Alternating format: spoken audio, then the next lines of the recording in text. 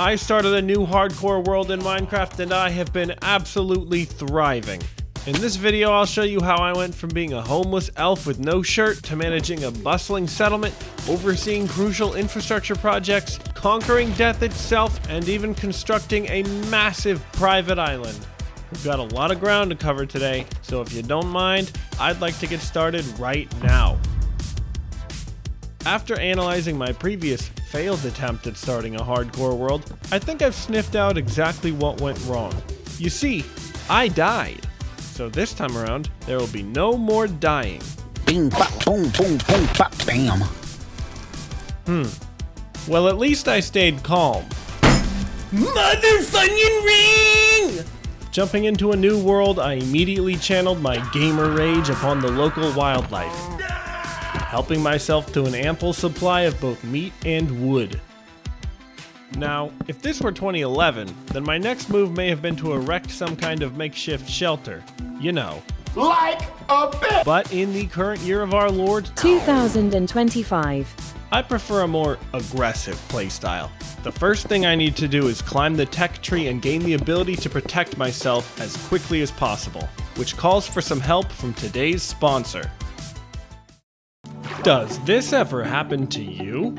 I am under the water. Please help me. Here too much raining. Well, say goodbye to all underwater mishaps with doors! Craft yourself the ultimate diving gear for the low price of just 6 planks. Door technology keeps you warm and dry in a cozy pocket of the highest quality breathing air, even at the bottom of the ocean. Doors are great for underwater mining, spelunking, or oil drilling. Forget about the hazards of caving today with doors! Doors may not work in Bedrock Edition. Ask your doctor before using doors. So, yeah, I did some underwater door mining.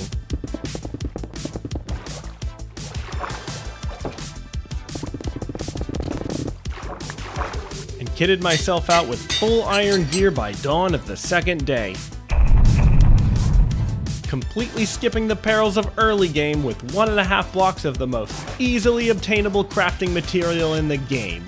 But, as we saw a moment ago, iron armor just wasn't cutting it.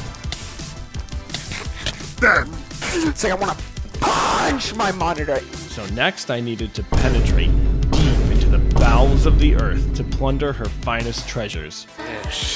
Yes! Yes! I explored the ocean in search of deep-sea ravines and dove to the bottom of one with my trusty doors in hand. Or so I thought.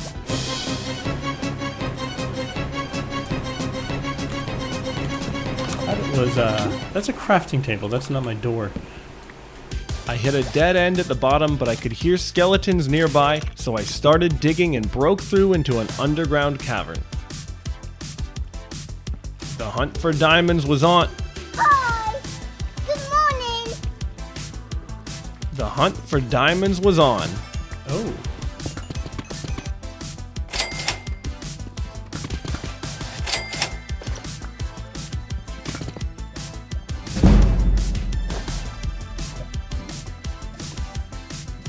I also snagged any gold I found along the way.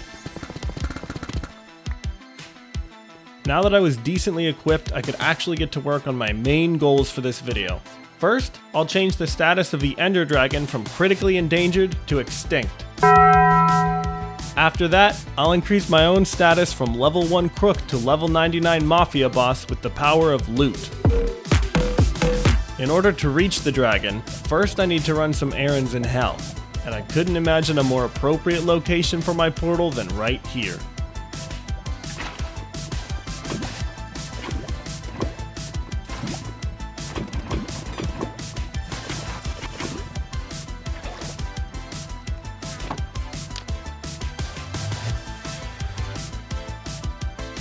Later, bitches!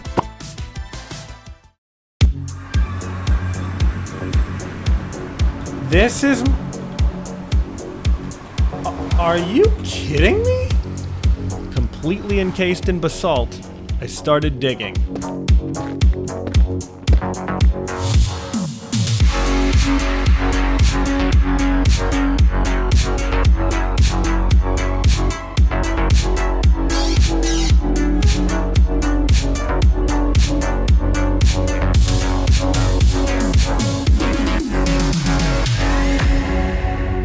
was looking for a nether fortress and a warped forest where I could respectively hunt blazes and endermen, harvest their corpses, and craft eyes of ender.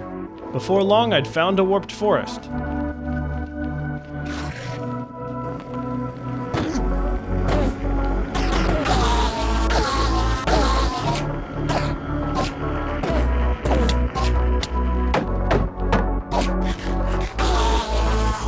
And another. And another.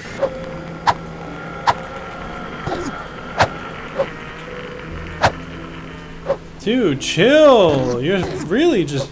You need to chill out, man. Sit still.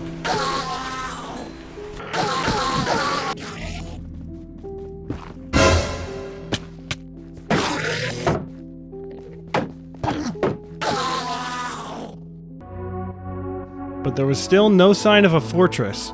I continued my search, mining gold as I went.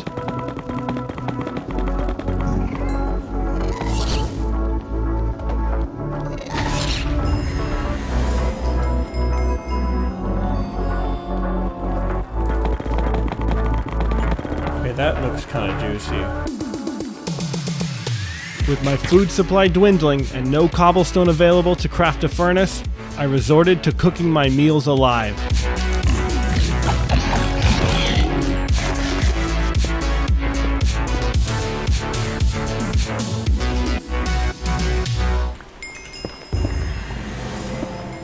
Okay. Great. After an hour and a half in the Nether, I finally found a fortress.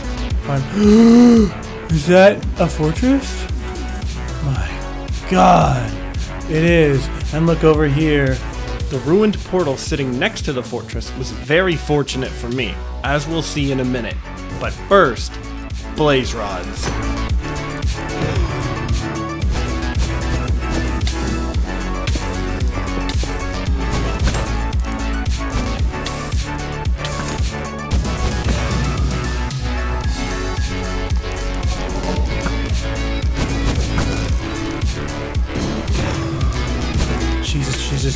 Jesus, Jeb. As Jeb is my witness.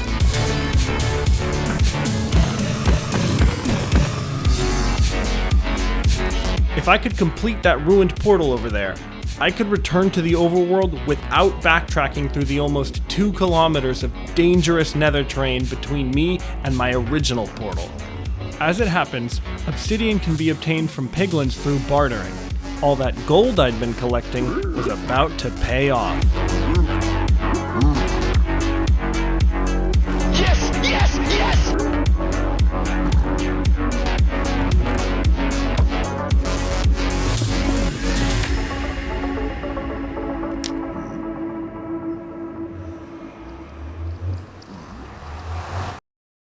I was now approximately 16 kilometers or 10 miles away from spawn, and also deep underground. One moment, please.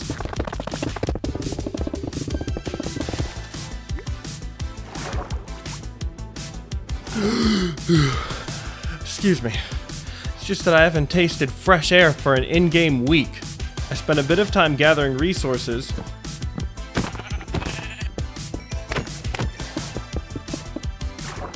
And having a near-death experience.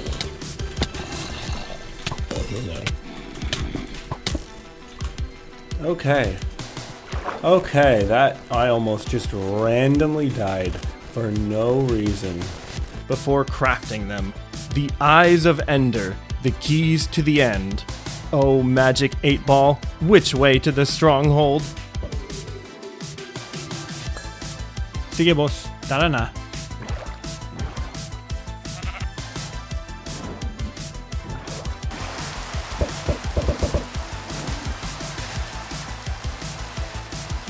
After a small amount of digging,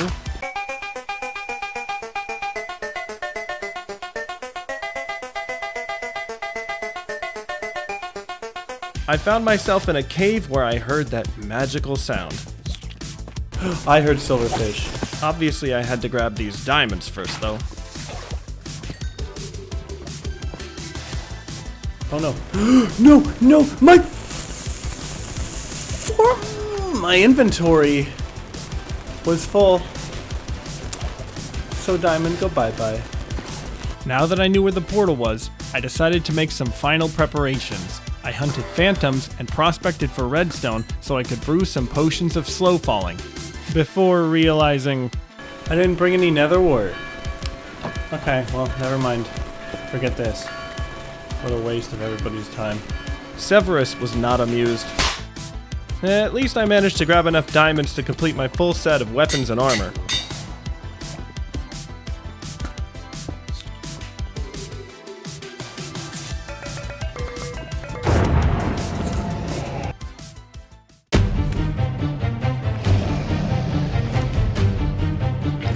久しぶりドラゴンさん、ファイトタイムだろ。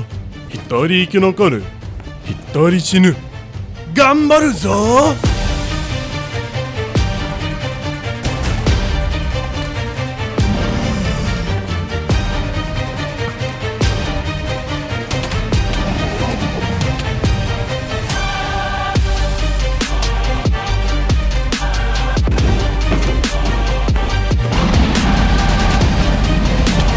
今日はこの世界失わないぞ。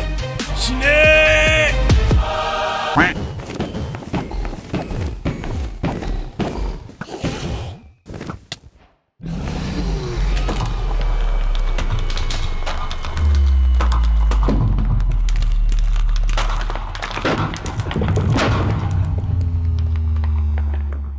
Very exciting. The dragon's demise wasn't the end of my business in the end. Before returning to the overworld, I wanted an elytra and several shulker boxes, so I gathered up some cheese blocks and ender pearls. I can swing my sword! I can swing my sword! Then I climbed up to the Stargate and crawled through. Finding end cities is a lot more straightforward with distant horizons. Yoink, wings, thank you. Yoink, your shells, thank you. While I was at it, I helped myself to this enchanted gear as well. And that wraps up my first batch of goals for this video. It's now time to move on to Phase 2.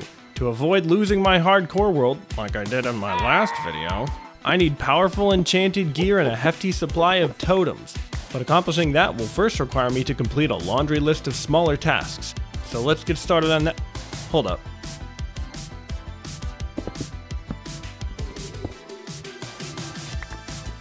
Let's get started on that now. It was finally time for me to find somewhere nice to settle down, so I set out across the ocean on a long voyage lasting all of 30 seconds before I spotted land. I gazed upon the unspoiled lands inhabited only by simple villagers and thought to myself, damn, I gotta start pillaging some stuff. Jolly good chaps, righto! For the Queen! The sun was getting low, so I spent the night hunting mobs while I waited for sunrise. You might expect me to use the gunpowder I acquired here to craft some rockets, but I've disabled those so that every other mode of transport won't be obsolete. Iceboat enjoyers rejoice!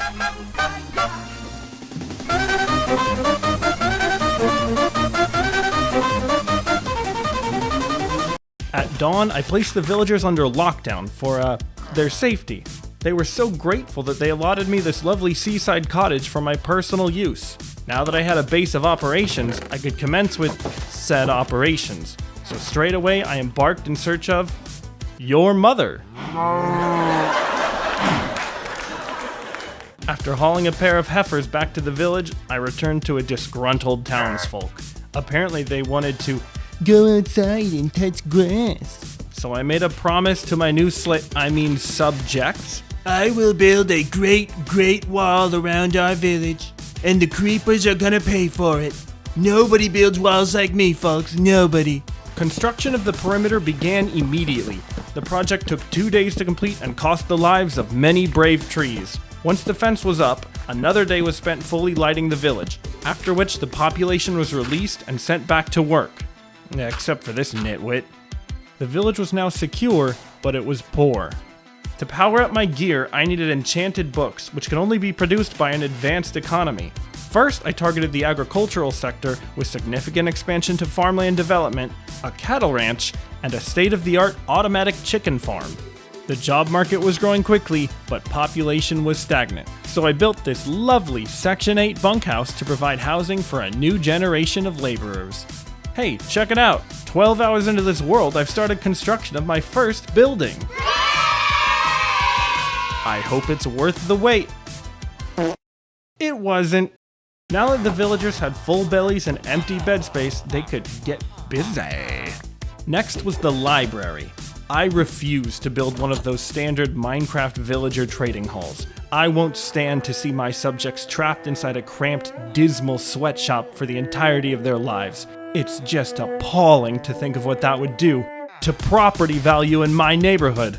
As such, I began construction on a quaint little library where villagers can put in a hard day's work before going home to their families. Technically, I never finished decorating the interior to what I had planned, as the final touches will require a super smelter. If you're wondering why on earth I would need a super smelter to decorate this tiny build, then subscribe to the channel so I can show you in my next video. And if you're wondering what on earth a super smelter is, thanks for watching my videos, Dad! With the building complete, it was time to start recruiting librarians, and here's how it works. I place several lecterns outside, and nearby unemployed villagers looking to put food on the table scramble over for a job interview. I check their randomly selected trade offers for an enchanted book that I want, and if any of them have something good, I'll make a transaction with them, locking them to the librarian profession, and move their workstation inside the library. I then break all the remaining lecterns and repeat the process. This is what I would spend the next 3 hours of my life doing, at least during daylight hours. In the evenings and through the nights, I would attend to other matters, such as overseeing mandatory reproduction. Goo goo gaga. And hunting squid for their ink sacs. Come here, give me your sack, bro. I was using the ink sacs as an ingredient to craft book and quills, which I could sell to librarians for profit. However, that method of wealth creation would soon become obsolete after a discovery I made on the outskirts of town. I call it Pumpkin Hill. More on that later. Back at the library, I had nearly all the librarians I needed for some decent mid-game gear, so I began smashing books into my armor with a hammer. But anvil use ain't free, and it wasn't long before I'd used up all 50 of my levels. That's alright, I left some ore smelting in these furnaces earlier. I'll just grab that and dump some more ore in there to keep it going, and there we go, a Fortune 3 pickaxe. I went on to enchant a nice new pair of boots and a sword, before stepping away from the books to focus on another project. I'd developed Pumpkin Hill into a sizable plantation, and the pumpkin business was good, but it could be better. What if I could control not just pumpkin supply, but pumpkin demand as well? As it turns out, in Minecraft, the player can manipulate and abuse any market of their choosing, and there's no FTC to stop you. Here's how it works. First, isolate a villager in an enclosed space and lure a zombie in as well. The zombie will infect the villager and the player then cures the infection, improving trade offer prices sharply. 1 pumpkin for an emerald? Okay. Scale this up to every farmer in town and suddenly you've discovered an infinite money glitch. Maybe the game design intent here was for villagers to offer discounts out of gratitude, but seeing as I was responsible for their infection in the first place... I think they know the truth here. If they don't cough up protection money to the pumpkin don, then the bad green man's gonna pay him another visit. Also, I accidentally started a llama feud. Ha! Okay, whatever, dude. Anyway, as a pumpkin baron now swimming in wealth, I enchanted a shield, bow, some other stuff, and it was becoming clear that the time for an XP farm was now. I needed the ability to repair my gear anytime and continue my enchanting quest without limitation. The design I opted for required an alley, which can be found in only 2 locations, Illager Outposts and Woodland Mansions, so I set out in hopes of finding an outpost. I ventured east.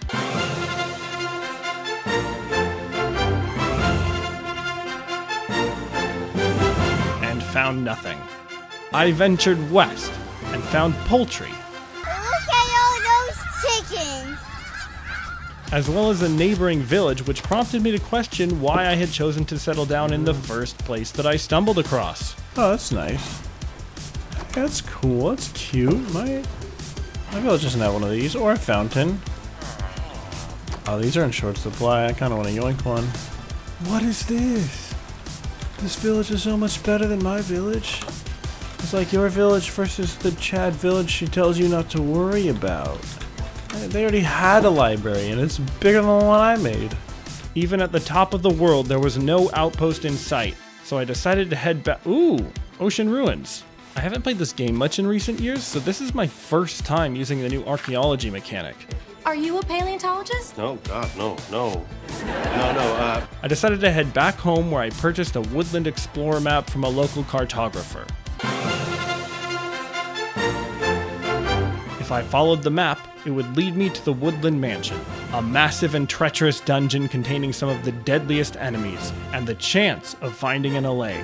I prepared myself mentally for the challenge to come. Oh wait, never mind. There's an outpost over there. Now let's rescue these critters so we can kidnap them for ourselves.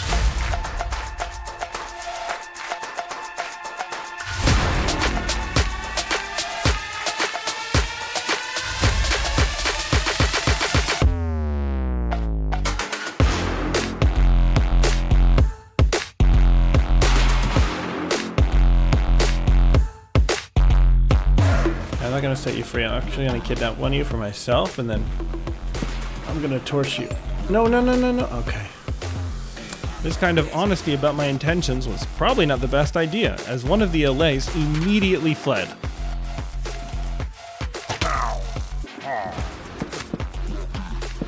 Where did it go? I don't want to lose it. Did it escape? Wow. But I still had one, and that's all I needed for my torture farm. I brought the other one home, but that doesn't look very secure. There, that ought to hold tight.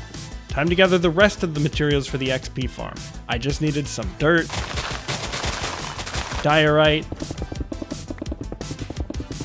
and, ooh, a lot of clay. Okay then, let's get a Fortune 3 shovel first. Alright now, clay. Let's just grab it, smelt it, cut it, fix it, trash it, change it, upgrade it. Okay, the next thing I needed was waxed copper doors, so I needed bees. I didn't have any bees.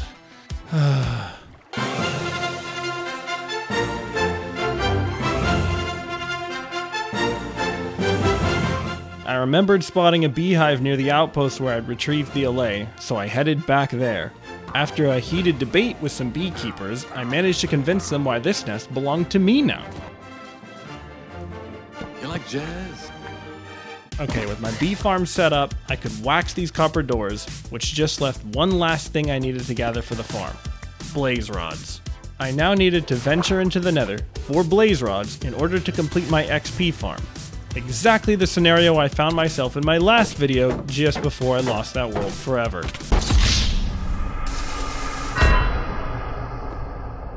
I couldn't recall the location of the blaze spawner, so I just ran around the fortress hunting stray blazes until I found myself face to face with a magma cube, the same monster that had ended my last playthrough. Trembling as I relived the horror of my prior fate, I swung my diamond sword, slashing at my foe, but the brute knocked me back and I fell. Like 5 blocks, I stood up, diced that burnt tofu-looking ass, and skedaddled back home with haste. Back in the overworld, I had everything I needed, so it was time to get building.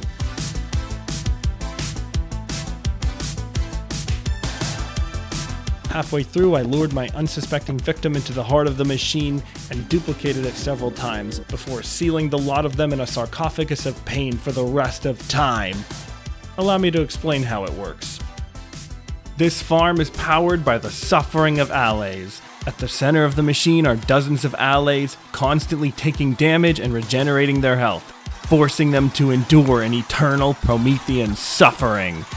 When I press this button, the allays are doused with a potion of infestation, resulting in this.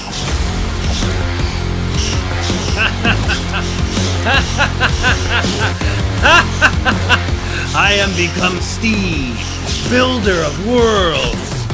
Also, I changed the color of the bunkhouse walls. I think this looks much nicer. Oh, and this guy sells mending, so I named him Nelson Mandela. That's funny! I also used my now abundant XP to enchant a helmet, and would you look at that? I've upgraded all my armor and weapons.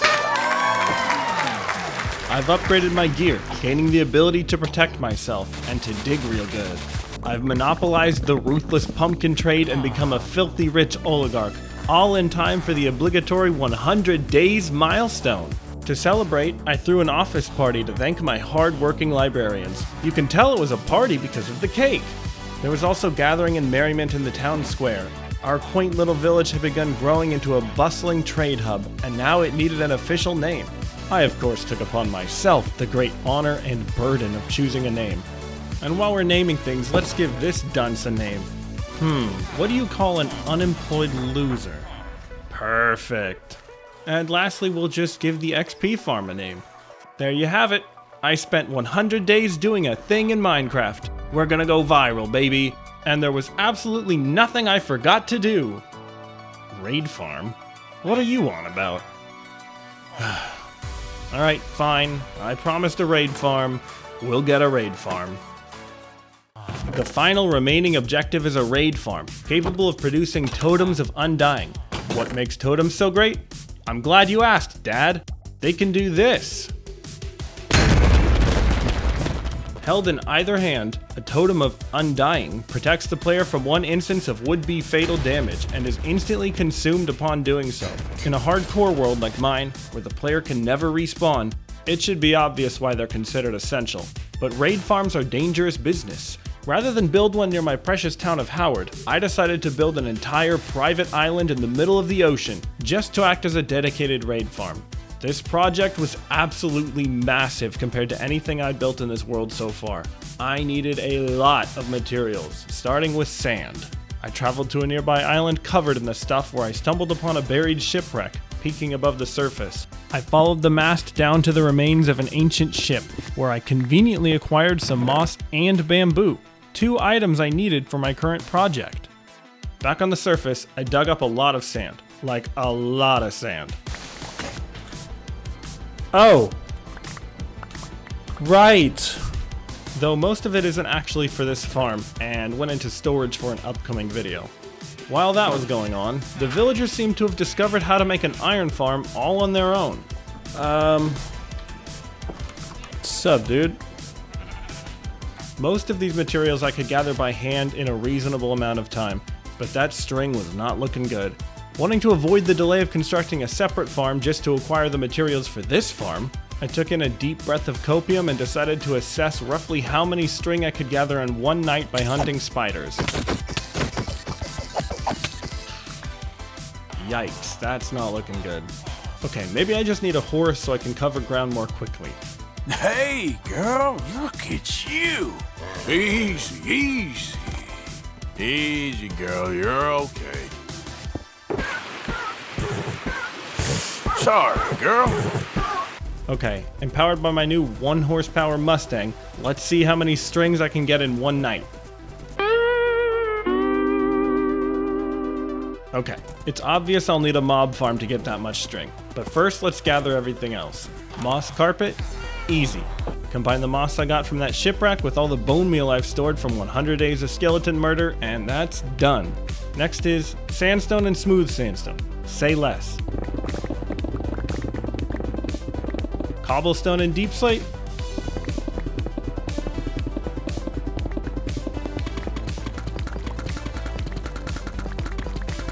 Okay, let's move these to the build site and go back home. We don't make mistakes. We have happy accidents. Okay, next I needed a very large quantity of dirt and grass. I am an elf and I'm digging a hole. Okay, that leaves spruce wood, glazed terracotta, this stuff, 1 lava bucket, and a bell. What you just saw me gather was materials for my raid farm. I now had everything I needed to build it except for string. However, in order to get my hands on that much string, I needed to build an entirely separate farm. And I still have to gather materials for that. but it was mostly just smooth stone and scaffolding, so basically just a bunch of mining and crafting. Also, this happened. Oh, wow. Okay, wow, they're everywhere.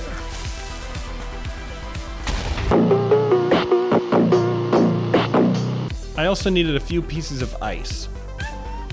Meow, meow, meow. What? What? Okay, yes, I love you. There's just a bee out here. He's just chilling. That's pretty cool. What is that noise? Oh, it's a... I'm gonna have to ask you to back up. Why? Bruh, I'm under the sea. You think I'm a sea lion or something? Or like, what's your... Dude, they are fast. That is terrifying.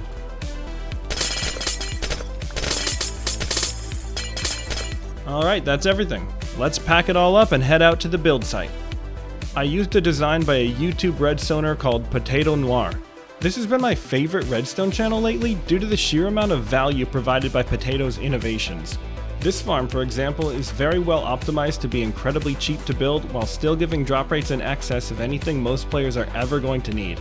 Partway through construction, I paused to enjoy the view. Distant Horizons is just breathtaking. You're breathtaking! But what's not breathtaking is this farm. That's because at this point I just wanted to get the raid farm done and finish the video. So this will be my first buff, where I build the ugly farm first and cover it up later. After finishing the farm, the only thing to do was climb to the AFK chamber and go have lunch.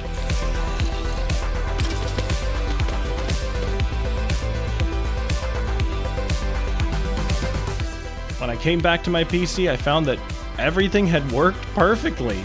I had all the string I needed as well as a hefty supply of arrows, bones, and redstone.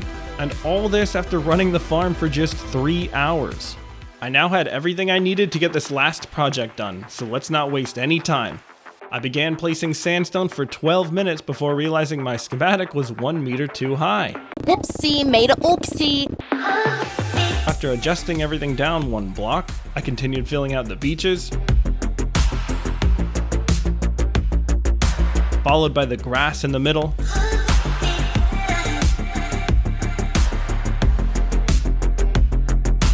and already that's 2.5 hours gone.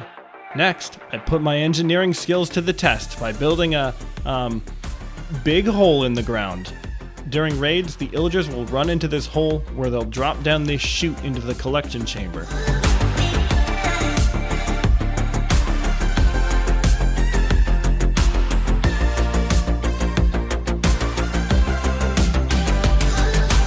We need a wall to act as the perimeter for the illager spawning zone.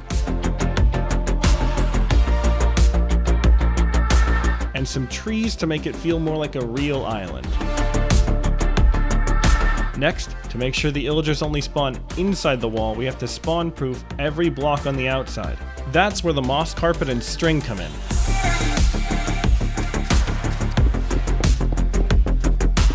And with this building to act as the bunker entrance, our island is not looking too bad. Now we just need to connect the entrance to the collection chamber, drain it,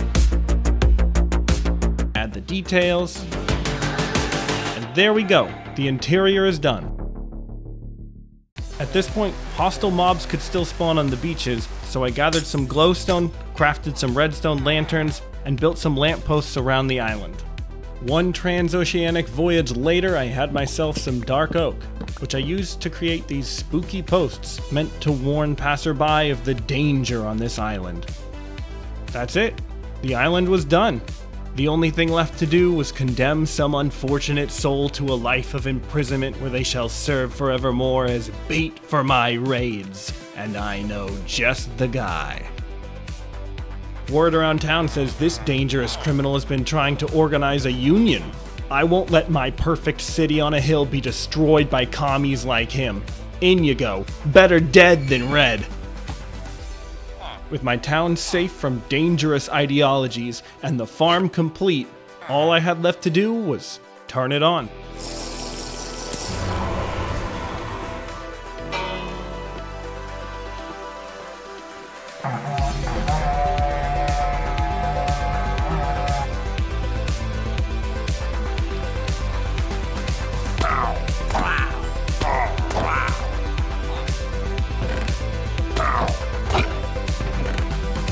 Holding all these totems at once was liberating.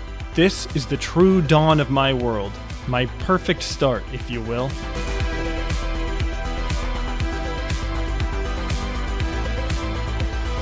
Thank you for watching.